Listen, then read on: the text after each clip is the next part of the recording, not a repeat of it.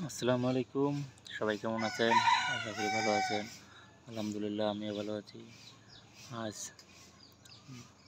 দিনটা অনেক খুশি লাগতেছে, কারণ আগামীকাল বাংলাদেশ সুপার ফোরে কোয়ালিফাই করেছে। সেজন্য বাংলাদেশের সবাই অনেক খুশি এবং বাংলাদেশ টিমও অনেক খুশি।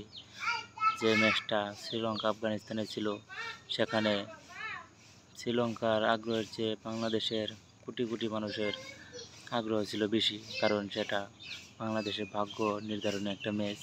সেখানে আফগানিস্তান জিতলেই সুপার ফোরে শ্রীলঙ্কা এবং আফগানিস্তান উঠে যেত, কিন্তু আফগানিস্তান এবং শ্রীলঙ্কার সেই ম্যাচটা ছিল এখন দেখার বিষয় যে বাংলাদেশ সুপার ফোরে কেমন করে। বাংলাদেশের যে অবস্থা, তারা যদি একটু ভালো না খেলে তাহলে তো সুপার ফোরে কিছু করা সম্ভব নয়। তবে যতটুকু আশা করা যায়, সুপার ফোরে গিয়ে তারা যদি একটু বুদ্ধি দিয়ে খেলে তাইলে যে কোনো দলকে হারিয়ে ফাইনালে যাওয়া সম্ভব। কারণ এর আগেও বাংলাদেশ তিনবার ফাইনালে গেছে। কিন্তু শ্রীলঙ্কাকে আলাদাভাবে ধন্যবাদ দেওয়া লাগে, কারণ শ্রীলঙ্কা এ নিয়ে দুইবার বাংলাদেশকে সুপার ফোরে উঠালো। এর আগে 2024 সালেও একবার, এর আগের বছর যে এশিয়া কাপটা হলো, সেখানেও আফগানিস্তান এবং শ্রীলঙ্কার ম্যাচের দিকে তাকিয়ে থাকতে হয়েছে বাংলাদেশকে। তারপরে শ্রীলঙ্কা সেখানে বাংলাদেশকে টেনে নিয়ে গেছে। এবারও একই অবস্থা, শ্রীলঙ্কা বাংলাদেশকে টেনে সুপার ফোরে নিয়ে গেছে, যেটা খুবই অকল্পনীয় এবং অভাবনীয়। তবে কপালে যা আছে তাই হয়। বাংলাদেশের কপালে এটা ছিল যে তারা সুপার ফোরে যাবে, সেজন্য তারা সুপার ফোরে উঠে গেছে এবং সব কিছু আল্লাহ পাক লিখে রেখেছেন, সেজন্য তারা সুপার ফোরে গেছে।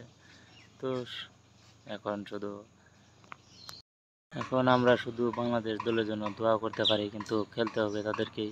তারা যদি মাঠে ভালো না খেলে তাহলে তো তারা কিছু করতে পারবে না। তবে যে খেলোয়াড়টি রয়েছে ইয়াংস্টার, তারা যদি ভালো করে তবে কিছু করা সম্ভব। তো আমরা তো বাংলাদেশে যারা সাপোর্টার আছে তারা তো তাদেরকে সাপোর্ট দিয়েই যাব। তবে কপালে যা আছে তাই হবে। তারা একটু যদি বুদ্ধিদীপ্তভাবে খেলে তাহলে সুপার ফোরে কিছু করা সম্ভব। কারণ এর আগেও আমরা তিনবার এশিয়া কাপের ফাইনাল খেলেছি, একবারও এশিয়া কাপের ফাইনাল নিতে পারিনি। তবে এবার অনেক কষ্ট করে সুপার ফোরে উঠেছি। তবে এখানে দেখার বিষয় যে আমরা কি করতে পারি। ফাইনালে গিয়ে যদি আমরা এশিয়া কাপটি এবার নিতে পারি তবে এটা অবাক হওয়ার কিছু থাকবে না, কারণ এখানে অনেক